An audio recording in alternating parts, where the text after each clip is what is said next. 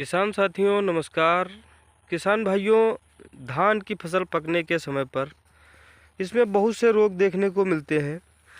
किसान भाइयों, इसमें एक बहुत सी गंभीर समस्या आप लोगों ने कभी न कभी तो ज़रूर देखी होगी।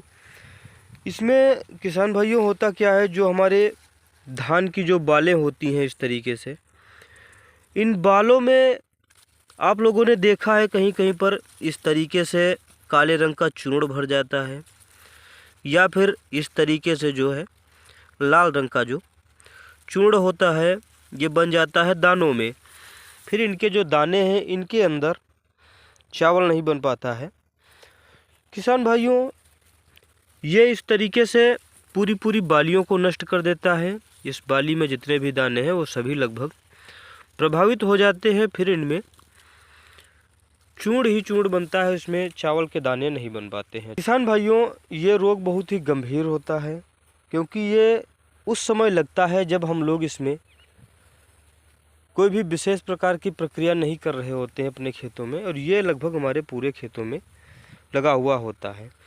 किसान भाइयों, इसमें आप लोगों ने देखा दो तरीके के रोग जो हैं, जिनमें आप लोगों ने एक काले रंग का चूर्ण देखा और एक आप लोगों ने ये पीले रंग का देखा। किसान भाइयों, ये मुख्यतः तीन प्रकार का होता है। काला रतुआ, पीला रतुआ और एक भूरा रतुआ होता है। किसान भाइयों, इसको आप लोग स्थानीय भाषा में बहुत से किसान भाई हमारे रतुआ, कंडुआ, मोल्या, बहुत से नामों से, मतलब स्थानीय भाषा में अलग अलग नामों से ये प्रचलित रहता है। किसान भाइयों, इसके नाम के बारे में बात करें तो ये फफूंद से फैलने वाला एक जो कंडुआ रोग है।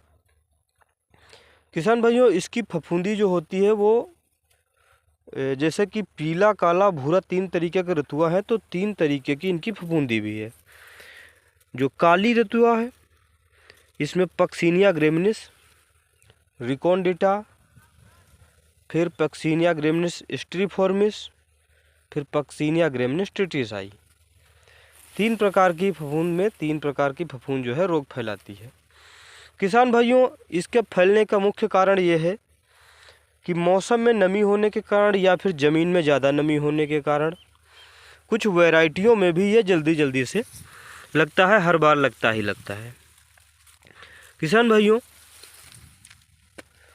इसमें दाने की जगह पर चूर्ण भर जाता है, जिसमें दाने के अंदर जो चावल होता है वो फट जाता है, उसमें जो है चूर्ण भर जाता है, तो ये दाना हमारा किसी काम का नहीं रहता। काटते समय ये बहुत ज़्यादा दिक्कत करता है। गेहूँ जो हमारे धान होते हैं इनकी क्वालिटी को सबसे ज़्यादा प्रभावित करता है। उसके उपरांत ये उत्पादन भी काफ़ी कम करता है। किसान भाइयों, इसकी रोकथाम के लिए आप लोग इस समय आप लोग जब ये रोग लग चुका है, अब आप लोग इसमें कोई भी दवा डालेंगे तो ये संभवतः कुछ % तक रुक सकता है, अन्यथा की दशा में ये ठीक नहीं हो पाता है हमारे खेतों में।